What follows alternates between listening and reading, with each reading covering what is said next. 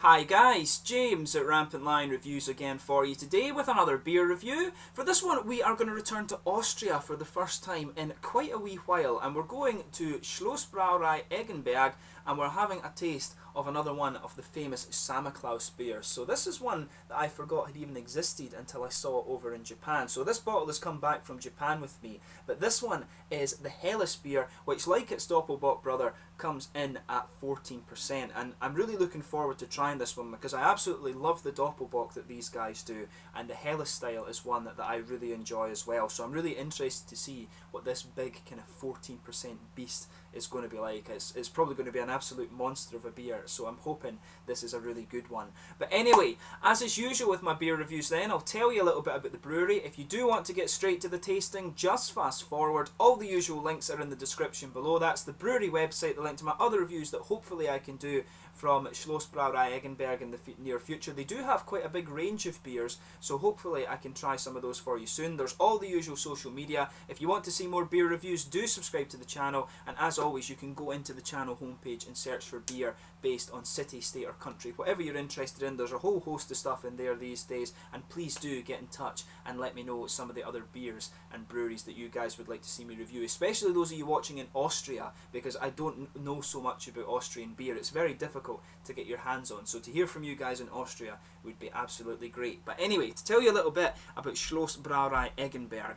So the brewery and castle is located in the town of Vorchdorf in Upper Austria, and it's not actually too far away from Linz, and it has a population of about 7,200 and has been settled on since Neolithic times. It was apparently part of Bavaria until the 12th century when it joined Austria, and it was occupied several times during the Napoleonic Wars. In 1918 the district became part of Upper Austria, and then during the Anschluss with Germany in 1938 it became part of the Oberdannau district. After 1945, of course, it returned to Austria, and then the town was declared a market town in the year 1982. The earliest building at Schloss Eggenberg was built in 971, and over the course of the coming centuries the castle changed hands many times, giving home to Tiemo and Ottokar Eggenberg, who were the lords of Valsey in the 13th century, and also Duke Albrecht III of Austria and later Albrecht IV. So from 1464 it was occupied by various prominent Austrian families such as the Kirchbergers, the Fernbergers from 1523, and then in the 17th century the castle was home to Adam Graf von Herbertstoff, Wenzel Graf von Spritzenstein, Ludwig Graf von Kufstein, and then the Kremünster family from then on. The brewery itself was established in the 14th century, and they simply brewed to basically meet the demand of the surrounding villages. Commercial brewing was initiated in 1681 by Michael Weismann when he purchased the property from the monastery of Kreuzmünster. So in 1803 and then in 1811, 1803 was when the brewery was bought, 1811 was when the castle was bought. This was purchased by Johann Georg Forstinger, and it was then home to his family, and today the castle is still owned by his direct descendants, namely Karl Storr. And the famous beer from this castle, of course, is the Samichlaus, and this is one of the strongest beers in the world with the ABV of 14%. And this means this name basically means Santa Claus in Swiss German, Samichlaus, of course. And this beer was originally brewed by the Hürlimann Brewery in Zurich, over in Switzerland. But Albert Hürlimann, who was the founder of the Hürlimann Brewery, was a world leader in yeast research. And the Samichlaus Christmas beer was first brewed in 1979 for sale in 1980. Production continued on an annual basis until 1997 when the brewery closed, and then it returned in 2000, and this time was produced by Schloss Eggenberg in collaboration with the original Hürlimann brewers, using the original recipe actually. So the beer is only brewed once a year on December the 6th, which is the day of St. Nicholas, of course, and it is thus a very, very rare brew. And this beer is the German Helles style version, so it should be very, very interesting to try. When I had a look at the Schloss Eggenberg website earlier, they did have a whole list of other beers that they do. Of course, the two Samichlaus ones, the Doppelbock and the Helles beer, are probably the most famous ones that they do. I think the Doppelbock is the one that's easiest to find. This one is quite difficult to come across, but they've got a whole host of other things, including like Helles's, Vienna lagers, and all of this sort of thing. So you can check out the brewery website in the description below and see all of these different beers that they do. I'll put the link up to the page that has all the different beers. But as I say, these guys are very well famous, and essentially this one is a Santa Claus beer, so it should be quite interesting. So this one comes in at 14%, as I told you, and according to the website, this one is brewed exclusively with Pilsner malt. They don't use any other types of malt in this one, so it should be really interesting. So I'll just bring up the camera and let you have a little look at the artwork on this one before we get it open.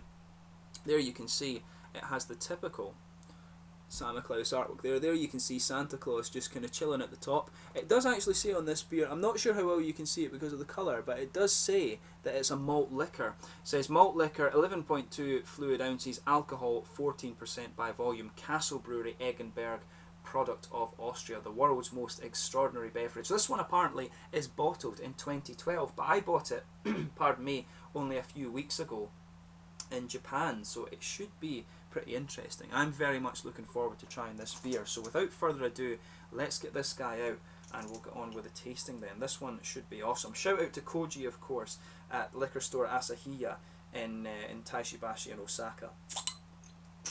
So, nice smoky opening on this one. You can smell the booze off this. You can smell that big caramelly malt base as soon as you open this beer. So yeah, this smells absolutely lovely. But we'll examine it a bit more closely. So yeah, this beer has absolutely no head to it. Just look at that.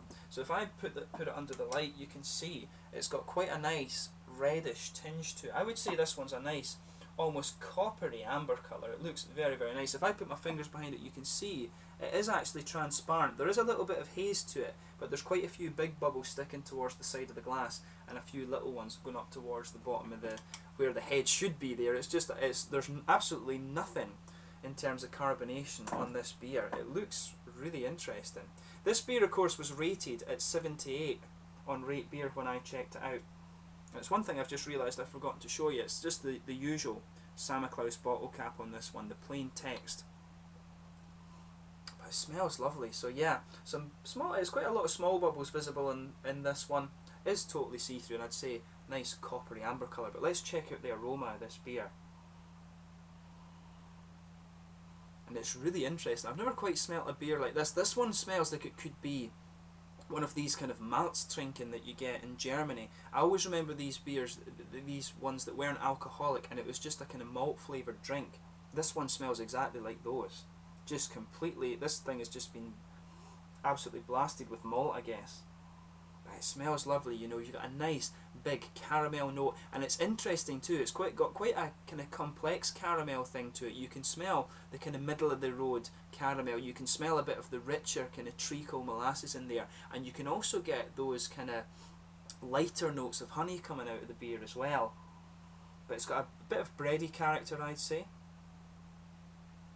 Even sugaring up, you get no head out of this beer. But it's got a sort of biscuity and grainy character to it as well. You can smell some breadiness in there, and there's also a sort of grassy kind of floral aromatic hop in this beer. Yeah, you can really pick that out in this one. It's a very interesting aroma. I mean, there's almost a little bit, the aroma of this one in some ways reminds me of these kind of Werther's original sweets that you get, or I guess in America you might call them butterscotch. I don't know if you guys get Werther's original, but it really reminds me of these kind of sort of butter, these kind of buttery caramel sweets. That's what this beer really smells like. But you can get I think there's a tiny little bit of earthiness in here. You can get some of that typical German noble hop character out of this beer. It smells really, really nice actually. So yeah, just take a little bit of time and enjoy the aroma of this beer, because it is very, very unique, and I think this is probably the rarer of the two Samichlaus beers. So yeah, take a little bit of time and enjoy this one before you get stuck in it, but I'm going to have a go at this one now. So this one is the Helles from Brauerei Schloss Eggenberg. It's the Samichlaus Helles. It should be pretty damn awesome. Slange.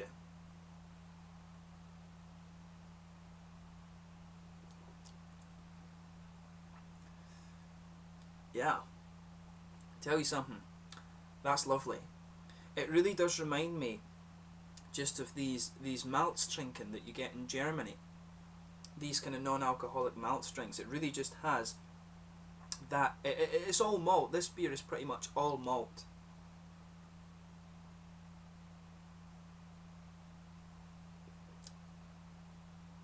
Yeah, definitely all malt. It really is just a big kind of sweet caramelly thing, although to be fair, once it progresses into the aftertaste, you can pick up some of the elements of these kind of German noble hops in there.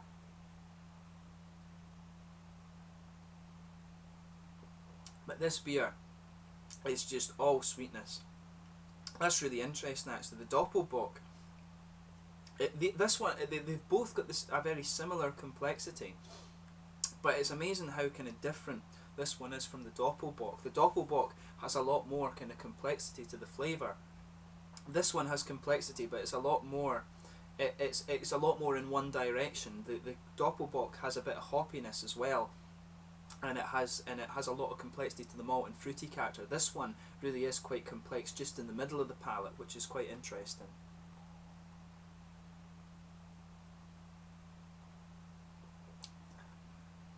So yeah, obviously there's a huge kind of sweet caramel character to this beer. It actually comes across as very honey-like, to be honest. The honey, when you add honey to a beer, it has a very, very distinctive taste, and to me, this beer, if I tasted it blind, I would guess that they'd maybe added the honey to this one. But what's good about it as well is at 14%, the alcohol warmth isn't that obvious on this one. But in the middle of the palate, you've got a nice, slightly toasted caramel note, and then as you move out towards the edges of the palate, that's when you start to get the lighter kind of honey notes. There's a sort of woody and kind of nutty infusion to the flavour as well. You can really pick that up, and you can feel some of the sort of bready character to this beer as well. It's really interesting. It's because it has this big complexity to it, but mainly it's in that one direction. All the complexity to this beer is in the middle of the palate.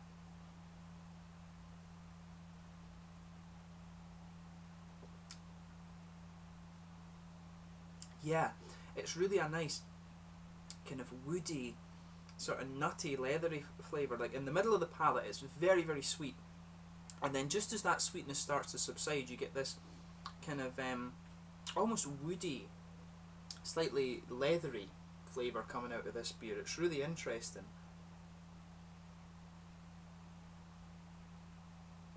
But that's lovely. Round the back corners of the palate, there's not too much in the way of hoppy character. It's actually very, very smooth around the edge of the palate there. There's maybe a tiny little bit of earthiness there, and as you come further forward, there could be a little bit of a sort of light grassiness or something like that, but I think this one is actually more of a kind of malt liquor than it is a beer actually. So they were saying on the website it was brewed exclusively with Pilsner malt, so I'm not sure. When they're calling it a Helles beer, you know, Helles usually means like light beer in Germany, I guess, and in Austria, or I should say in the German language, Helles means kind of light beer. But it said it was brewed exclusively with Pilsner malt, so that makes me wonder if it is a malt only beer, maybe it doesn't have hops in it, because you really can't pick up, there's really not much hop character in this one at all, if any.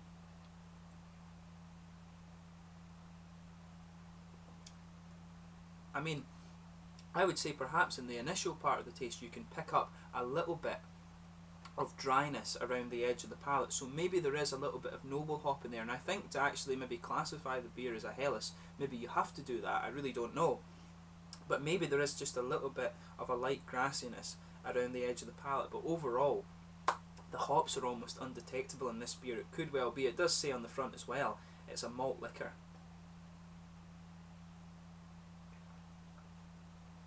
But the point is, it's absolutely lovely. That caramel complexity to this one, it really has that kind of almost Werther's original buttery sweet thing going on. There is a little bit of a kind of darker molasses, I think, to this beer as well, but then it's the lighter honey as you come forward on the palate, the more rich caramel in the middle. There's a toasted element to it as well, some bready underline. You can pick up some of the grainy character that you'd expect of this Pilsner malt too. I think there maybe is a little bit of hop in this one, just a tiny wee bit of earthiness on the back corners of the palate, and then probably just a very kind of smooth grassiness as you go around the edge of the palate. I think for it to be a beer, they usually have to use a little bit of hops, but obviously at 14%, this beer is completely malt dominated, and the flavour of this is absolutely lovely. Just be prepared that when you try this, It really is almost just kind of like drinking honey or something like that, but it's got a nice little bit of complexity to it, and it is lovely. I mean, if you've tried the Doppelbock, this one has a similar feel to it, but the flavour is just kind of completely different. But this is absolutely lovely. If you get the chance to try this one, I really would recommend that you do. So yeah, in terms of the mouthfeel of this beer, I would say this one is probably mid to full bodied. I think it's fair to say that. Carbonation is very, very smooth. You get a little bit of a prickle from it, and that's what makes me think there is a little bit of hop in this beer, because you do get a little bit of kind of bubbly thing down there around the edge of your palate too, and that's what makes me think there is some hops to this beer. But really, it's a very, very malt heavy beer. It's big and oily. The mouthfeel of this one is crazily oily. I've never had a beer that's quite as syrupy as this one before. But yeah, really big, sweet, malty beer. There is a little bit of alcohol warmth from it. You can feel it down here. But overall, when you're actually drinking it, you don't notice it so much, which is really interesting. They've done this beer very, very well. So a big, oily, kind of mid-full-bodied beer. Probably more leaning towards the full-bodied side of things, actually. But the main point of this review is that this is a pretty special beer, and it's absolutely lovely. So if you come across this one, it is pretty rare, and I would recommend that you give it a go. So yeah, as always, thank you for watching my beer reviews. Until the next time, please like, subscribe, share, all the usual YouTube stuff. To those of you watching in Austria, please do let me know some other Austrian beers to review. I'd love to review more of them, but it really is just difficult to get a hold of Austrian beer for some reason. I'm not sure exactly why. Maybe they just don't export it so much. But I would love to do some more Austrian beer reviews. Make sure you try this guy, the Helles, the Samichlaus Helles from Schloss Brauerei Eggenberg in Vorchdorf in Austria. This one is really something very, very unusual, so give it a go and see what you think. Let me know your own thoughts on this beer and the brewery in the comments section below, of course. But until the next time, slange just now, and like, subscribe, share, all the usual YouTube stuff. I'll catch you very soon, and hopefully it's not so long until we return to Austria once again. Slange just now.